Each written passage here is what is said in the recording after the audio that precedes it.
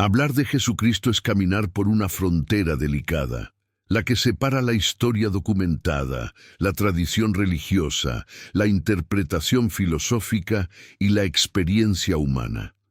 Pocas figuras han influido tanto en la moral, la política, el arte y la conciencia de Occidente y de buena parte del mundo, como este hombre nacido en una provincia marginal del Imperio Romano.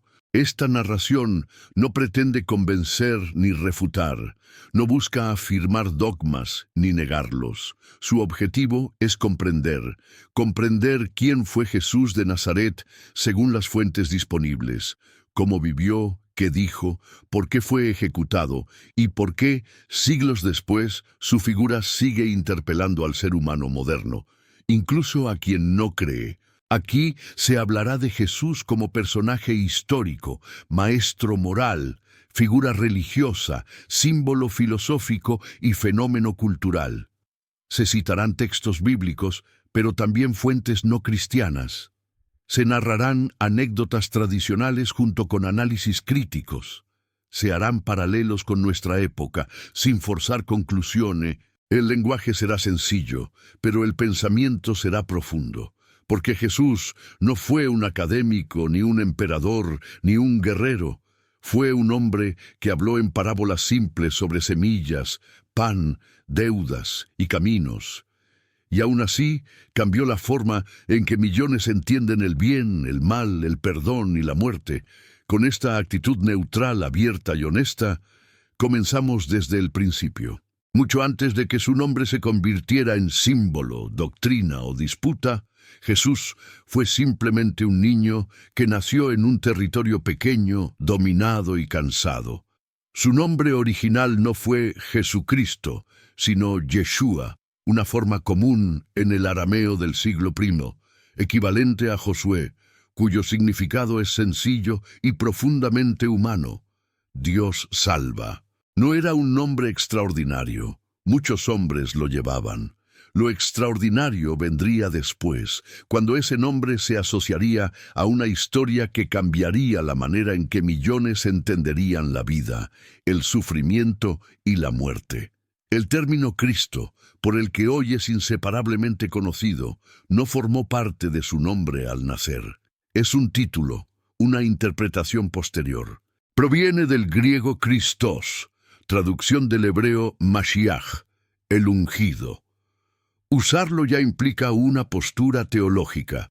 Por eso, cuando se habla desde una mirada histórica y neutral, el nombre más preciso es Jesús de Nazaret, un hombre identificado por el lugar humilde del que provenía. Nazaret no era una ciudad importante, no aparecía en los mapas romanos más relevantes. No era centro de comercio, ni de estudio, ni de poder religioso. Era una aldea pequeña, rural, casi invisible. En términos modernos, podríamos decir que Jesús nació en un lugar del que nadie esperaba que saliera algo que influyera en el mundo. Incluso dentro de los propios textos cristianos aparece esa sorpresa casi irónica. De Nazaret puede salir algo bueno. La pregunta no es teológica, es social. El mundo en el que nació Jesús estaba marcado por la ocupación romana. Palestina no era libre. Roma gobernaba con fuerza militar, cobraba impuestos pesados y colocaba reyes y funcionarios que respondían más al imperio que al pueblo. La sensación general era de humillación, de espera tensa, de esperanza frustrada. Muchos judíos aguardaban la llegada de un liberador, pero no todos imaginaban lo mismo cuando hablaban de salvación. Algunos esperaban un rey guerrero, otros un restaurador del templo, otros simplemente el fin del abuso. En ese ambiente nace Jesús, aproximadamente entre los años 6 y 4 antes de nuestra era, bajo el reinado de Herodes el Grande, un rey conocido tanto por su habilidad política como por su crueldad. Los relatos sobre el nacimiento de Jesús provienen principalmente de los evangelios de Mateo y Lucas. Marcos y Juan, curiosamente, no dicen nada al respecto. Este detalle ya nos advierte algo importante. Los relatos del nacimiento no buscan tanto registrar un hecho histórico verificable como comunicar un sentido. Lucas describe un nacimiento humilde, casi incómodo, un niño acostado en un pesebre, envuelto en pañales, sin espacio en la posada. Mateo, en cambio, habla de sabios de Oriente, de sueños, de un rey temeroso y de una huida. Desde una lectura neutral, estos relatos no pueden confirmarse con fuentes externas, pero revelan una intención clara: presentar a Jesús no como alguien que llega desde el poder, sino desde la fragilidad. Fuera de la Biblia, las fuentes históricas son escasas, pero no inexistentes. El historiador judío Flavio Josefo, escribiendo décadas después, menciona a Jesús como un hombre sabio que fue ejecutado bajo Poncio Pilato. El historiador romano Tácito también lo menciona brevemente. Ninguno habla de su nacimiento, pero ambos coinciden en algo fundamental: Jesús existió. No es un mito literario creado siglos después. Es una figura histórica real que dejó huella. Jesús creció en el seno de una familia judía común. José es descrito como tectón, un término que no se limita a carpintero, sino que alude a un artesano constructor, alguien que trabajaba con sus manos, probablemente en obras pequeñas, casas, herramientas. María, su madre, aparece como una joven sin linaje noble, sin influencia, sin voz pública. De ellos no tenemos documentos oficiales, ni registros civiles, ni monumentos. Su anonimato es casi total. Y luego, el silencio. Los evangelios apenas dicen nada sobre la infancia y adolescencia de Jesús. No hay relatos de milagros infantiles, ni de hazañas extraordinarias continuas. Solo un episodio rompe ese silencio, cuando, a los 12 años, Jesús es encontrado dialogando con los maestros en el templo. El texto dice que escuchaba, preguntaba y sorprendía por su comprensión. No predicaba, dialogaba, no imponía, preguntaba, y después de ese episodio vuelve el silencio. Ese silencio es profundamente humano. Jesús no es presentado como alguien que nace sabiendo todo, sino como alguien que crece, que aprende, que vive años enteros en lo ordinario. Desde una mirada filosófica esto es crucial. Antes de ser maestro, fue hijo. Antes de hablar a multitudes, fue parte de una familia. Antes de ser figura pública, fue un desconocido. En una época obsesionada con la fama inmediata, la vida de Jesús comienza de forma opuesta. 30 años de anonimato para apenas unos pocos de enseñanza. Esa proporción, ya desde el inicio, invita a una reflexión incómoda. Tal vez el sentido de una vida no se mide por cuánto se muestra, sino por cómo se vive cuando nadie mira. Jesús creció inmerso en una cultura profundamente marcada por la tradición oral y escrita. El judaísmo del siglo I no era solo una religión, era una forma total de vida. Desde la infancia, cada gesto cotidiano estaba atravesado por la ley, no entendida únicamente como un conjunto de normas, sino como una manera de habitar el mundo. Comer, trabajar, descansar, recordar, todo tenía un significado. Como judío, Jesús habría sido circuncidado al 8º día. Habría aprendido a recitar el Shema Israel. Escucha, Israel, el Señor es nuestro Dios, el Señor es uno. Y habría crecido escuchando la Torá en la sinagoga. La mayoría de los judíos no sabía leer, pero la memoria era entrenada desde pequeños. Los textos se escuchaban, se repetían, se interiorizaban. La palabra no se poseía en libros, se llevaba en la voz. Nazaret estaba cerca de Séforis, una ciudad helenizada reconstruida por Herodes Antipas. Muchos historiadores consideran probable que Jesús, como artesano joven, haya trabajado allí junto a José. Séforis tenía teatros, mercados y presencia romana. Esto sugiere algo importante. Jesús no vivió aislado del mundo grecorromano. Conoció la tensión entre la tradición judía y la cultura imperial. Vio de cerca la desigualdad económica, el lujo de unos pocos y la precariedad de muchos. En esa época, la sociedad judía estaba atravesada por un debate constante sobre cómo ser fiel a Dios bajo dominación extranjera. Los fariseos defendían una observancia estricta de la ley en la vida cotidiana. Los saduceos, vinculados al templo, colaboraban más abiertamente con Roma.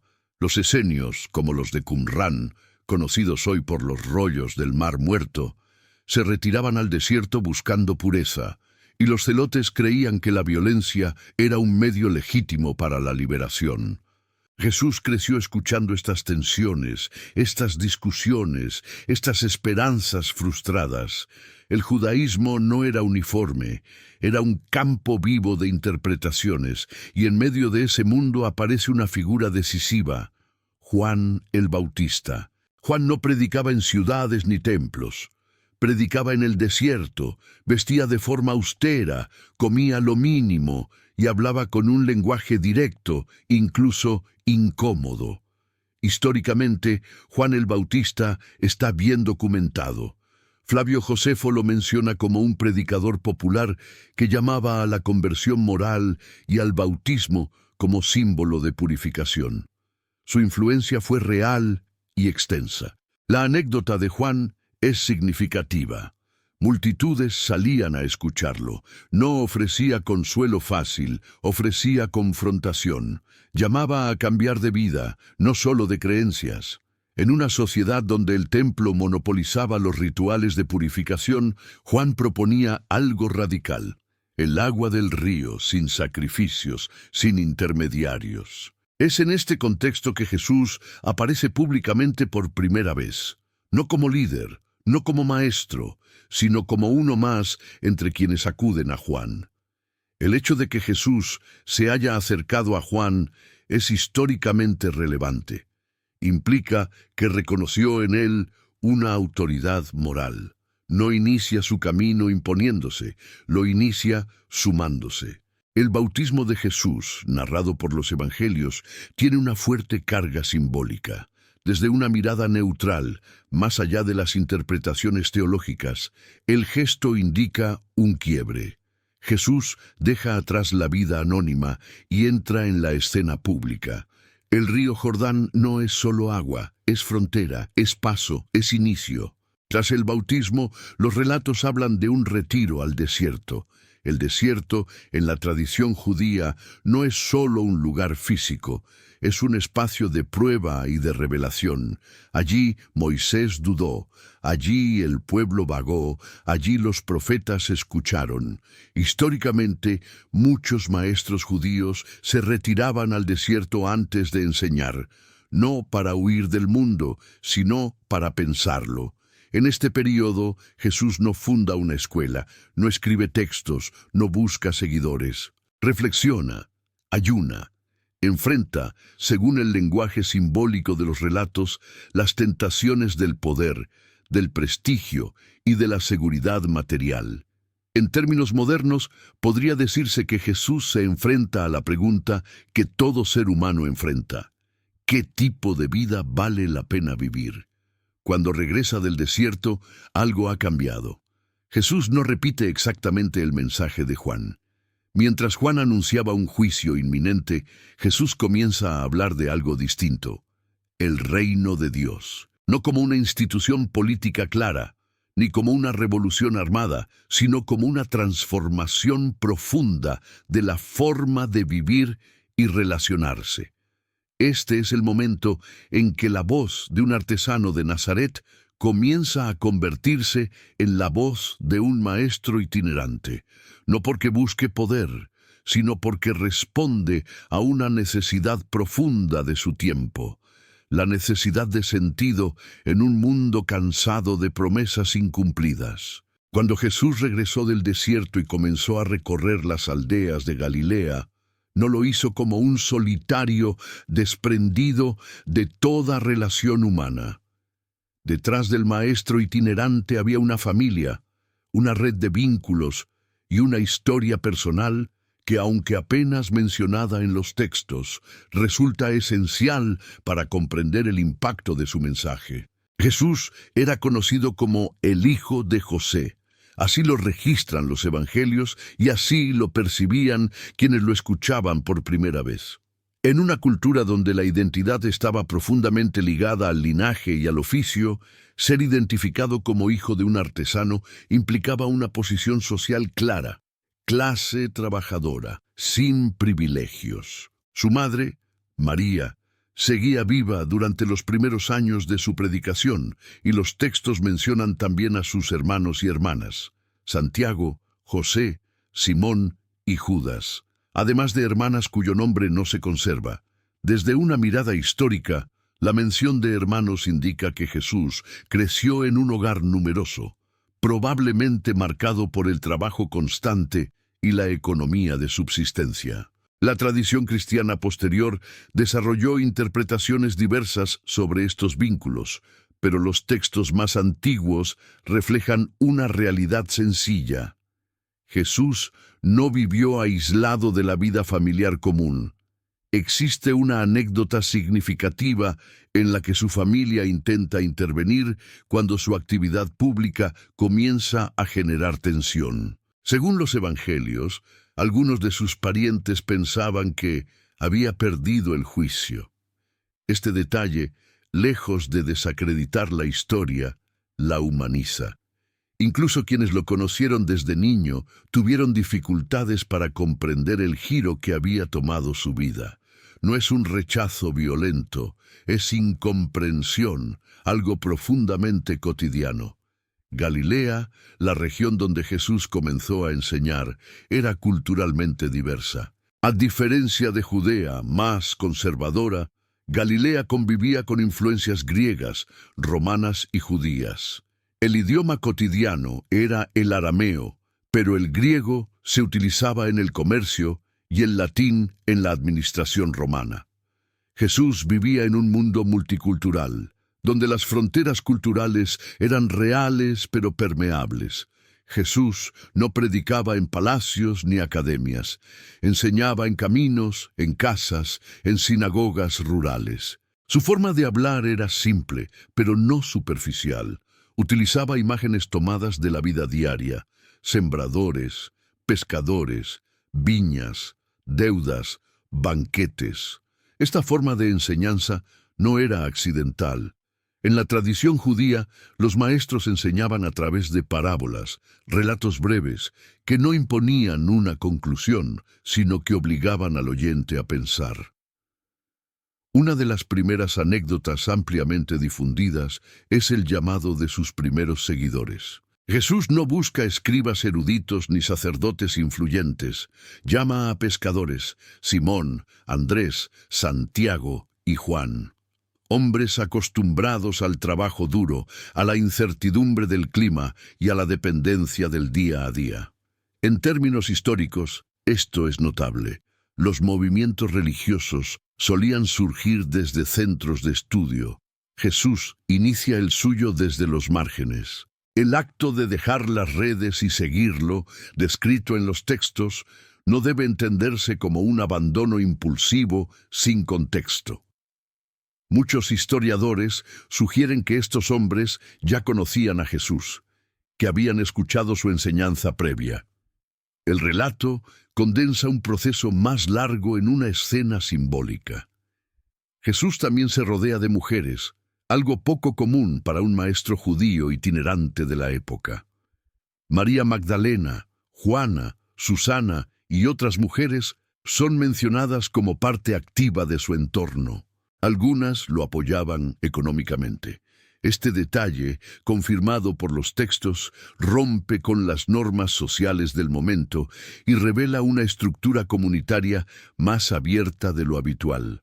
Una anécdota temprana que genera tensión es su enseñanza en la sinagoga de Nazaret. Jesús lee un texto del profeta Isaías y lo aplica a sí mismo. La reacción inicial es de asombro, pero pronto se transforma en rechazo. ¿No es este el hijo del carpintero?, preguntan. El mensaje es claro: conocían su origen, y eso les impedía aceptar su autoridad. El episodio termina con un intento de expulsarlo del lugar. Desde una perspectiva histórica, este rechazo temprano es clave. Jesús no fue aceptado unánimemente. Su mensaje no era cómodo, cuestionaba jerarquías, relativizaba el estatus religioso y hablaba de Dios con una cercanía que incomodaba tanto a autoridades como a vecinos. En cuanto a su enseñanza, Jesús no se presenta como fundador de una nueva religión. Habla dentro del marco judío, cita la Torá, los profetas y los salmos, pero introduce una interpretación que desplaza el énfasis del ritual al corazón humano, de la norma externa a la intención interna. Esto no era una ruptura total, pero sí una relectura audaz. La vida cotidiana de Jesús durante este período fue la de un maestro itinerante sin residencia fija. Dependía de la hospitalidad, caminaba largas distancias y compartía la mesa con personas de distintos estratos sociales. Comer juntos, en la cultura judía, era un acto profundamente simbólico. Compartir la mesa implicaba aceptación. Jesús, al hacerlo con marginados, cuestionaba silenciosamente las fronteras sociales de su tiempo. Así, poco a poco, la figura del artesano de Nazaret comienza a transformarse en algo más complejo. Un maestro sin institución, un líder sin armas, un referente sin cargo oficial. Y con cada paso también crece la tensión a su alrededor. A medida que Jesús continuaba enseñando por Galilea, su mensaje comenzaba a adquirir una densidad particular. No era solo lo que decía, sino cómo lo decía y desde dónde lo decía.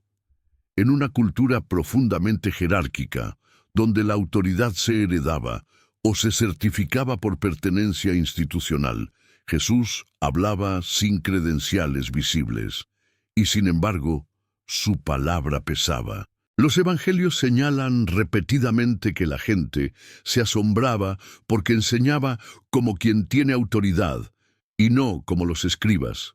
Marcos 1:22. Esta frase, leída de forma neutral, no describe un tono autoritario, sino algo más sutil. Jesús no se apoyaba constantemente en citas externas para validar su discurso.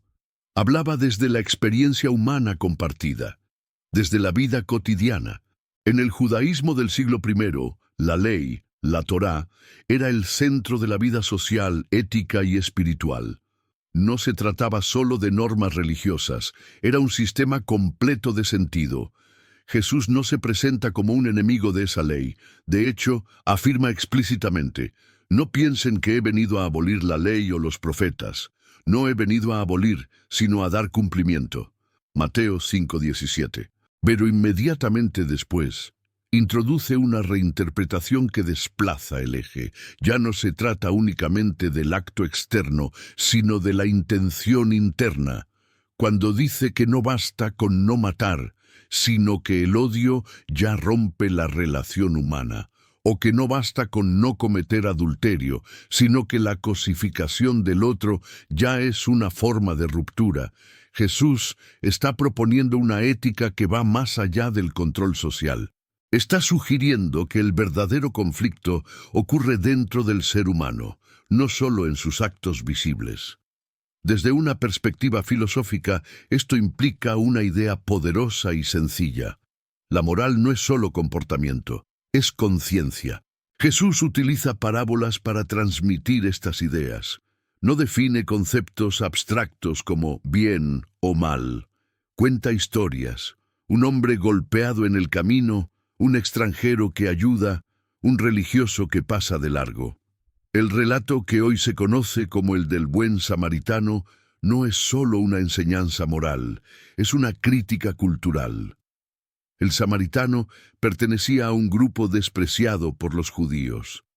Al convertirlo en ejemplo, Jesús quiebra una frontera simbólica profundamente arraigada. En términos culturales, esto era provocador. La identidad judía se había preservado durante siglos, precisamente manteniendo límites claros. Jesús no niega la identidad, pero sugiere que la compasión está por encima de la pertenencia. Filosóficamente, plantea que el valor de una persona no depende de su grupo, sino de su capacidad de responder al sufrimiento del otro. Otro punto central de su enseñanza es la manera en que redefine el poder. En una sociedad donde Roma imponía autoridad mediante la fuerza y donde incluso las estructuras religiosas reproducían jerarquías, Jesús afirma: «El que quiera ser grande entre ustedes, que sea su servidor».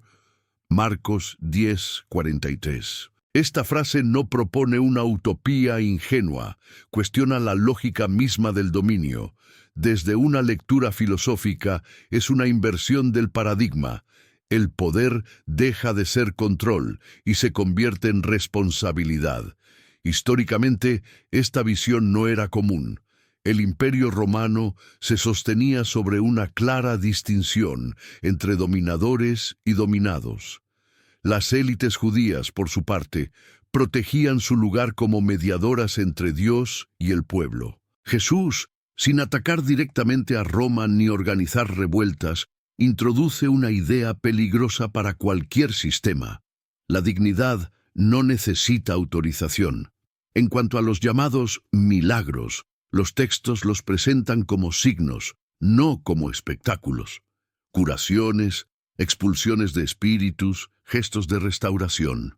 Desde una mirada histórica neutral, estos relatos pueden entenderse también como experiencias de sanación, en un contexto donde la enfermedad estaba ligada a la exclusión social.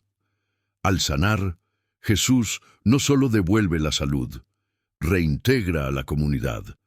Cuando Jesús toca a un leproso, el gesto es tan importante como el resultado. En una cultura donde el contacto implicaba contaminación ritual, tocar era cruzar una frontera. Filosóficamente, el gesto comunica algo claro: el miedo no debe gobernar la relación humana. Este tipo de comportamiento comienza a generar tensión abierta con ciertos sectores religiosos. No porque Jesús niegue a Dios, sino porque parece redefinir la manera de relacionarse con Él. Cuando perdona pecados sin recurrir al templo, algunos preguntan: ¿quién puede perdonar pecados sino solo Dios? Marcos 2:7.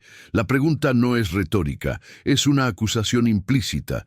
Desde una lectura imparcial, aquí aparece el núcleo del conflicto. Jesús no se limita a enseñar ética, afecta la estructura simbólica del poder religioso. Fuera de los evangelios, aunque las referencias son escasas, refuerzan la imagen de un maestro influyente. Flavio Josefo lo describe como un hombre sabio, autor de hechos sorprendentes, maestro de personas que reciben la verdad con gusto.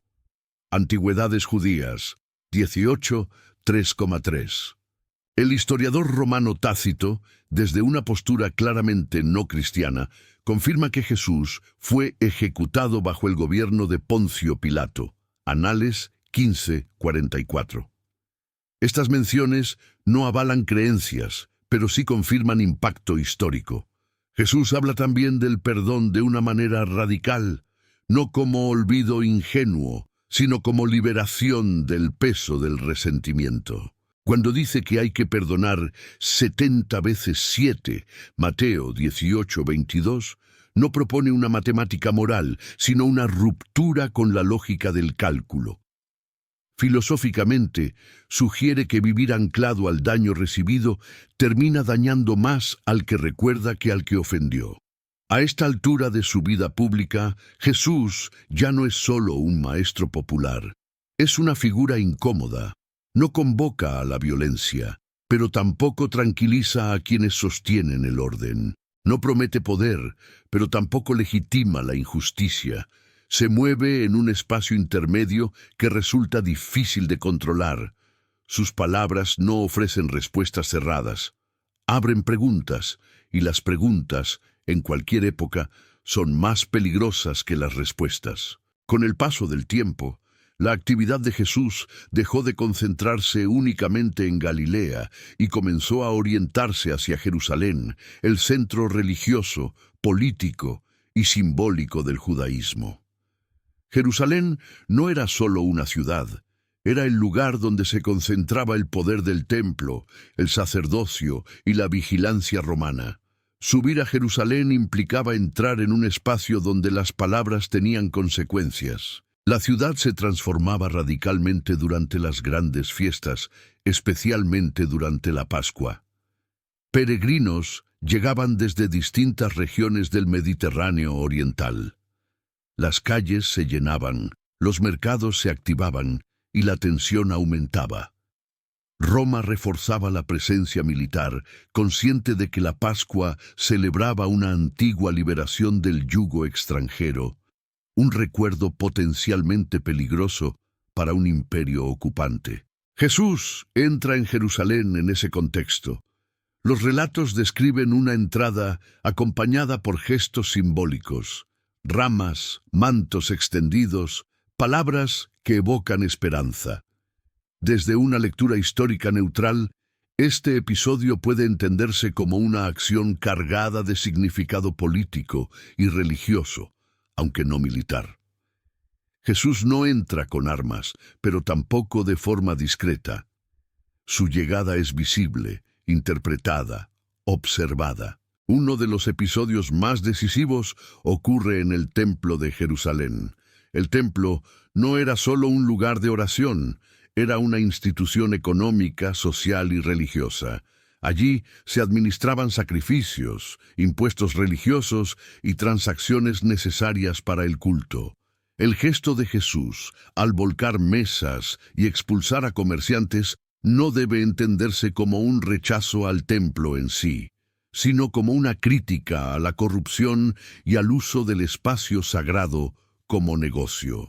Los relatos lo presentan citando las Escrituras. Mi casa será llamada casa de oración para todos los pueblos, pero ustedes la han convertido en cueva de ladrones. Marcos 11:17. Este acto tiene un peso histórico enorme. No es un discurso abstracto, es una acción pública en el corazón del sistema religioso. Desde ese momento, la tensión deja de ser latente y se vuelve abierta. La reacción de las autoridades no es inmediata, pero sí calculada. No buscan confrontarlo públicamente durante la fiesta para evitar disturbios. Optan por observar, cuestionar y poner a prueba su discurso. Jesús es interrogado sobre impuestos, sobre la ley, sobre la resurrección. Las preguntas no son inocentes, buscan comprometerlo ante Roma o desacreditarlo ante el pueblo. Jesús responde sin alinearse completamente con ningún grupo. No legitima la opresión romana, pero tampoco promueve una revuelta armada. Sus respuestas son ambiguas a propósito, no porque evite la verdad, sino porque rehúsa ser atrapado en categorías simplistas. Esto frustra tanto a autoridades religiosas como políticas. En este periodo, Jesús intensifica su enseñanza dentro de Jerusalén. Utiliza parábolas que aluden directamente a la responsabilidad de quienes administran poder. Habla de viñadores, de herencias mal cuidadas, de líderes que olvidan su función. Estas historias no nombran a nadie, pero todos entienden a quién se refieren. También aparecen gestos que refuerzan el carácter simbólico de sus acciones. Se acerca a pobres, a viudas, a personas sin protección social. Señala una ofrenda pequeña como ejemplo de entrega auténtica, en contraste con donaciones ostentosas. En una ciudad donde la visibilidad significaba prestigio, Jesús vuelve a dirigir la atención hacia lo invisible. Culturalmente, este comportamiento desafía el orden establecido. Jerusalén funcionaba sobre una red de apariencias, rituales públicos y jerarquías claras. Jesús propone una lectura distinta. El valor no se mide por el reconocimiento externo, sino por la coherencia interna. A medida que los días avanzan, se percibe un cambio en el ambiente. Los relatos transmiten una sensación de cierre, de advertencia. Jesús habla de destrucción, no como amenaza, sino como consecuencia. Utiliza el lenguaje profético propio de la tradición judía, un lenguaje que no predice el futuro como adivinación, sino que advierte sobre los resultados de ciertas decisiones colectivas. Fuera de los textos cristianos, sabemos que Jerusalén era un foco constante de conflicto y que décadas después el templo sería destruido por Roma. Este dato histórico da peso a las palabras atribuidas a Jesús, sin necesidad de interpretarlas sobrenaturalmente. En este punto de la narración, Jesús ya no es solo un maestro incómodo, es una figura que interfiere con el equilibrio delicado entre autoridad religiosa y poder imperial. Su presencia se vuelve insostenible para quienes buscan estabilidad a cualquier costo. Sin anunciarlo abiertamente, el camino comienza a estrecharse. Las opciones se reducen. Lo que empezó como enseñanza en caminos abiertos, ahora se desarrolla en pasillos vigilados, bajo miradas atentas. El desenlace aún no ocurre, pero su dirección ya es visible.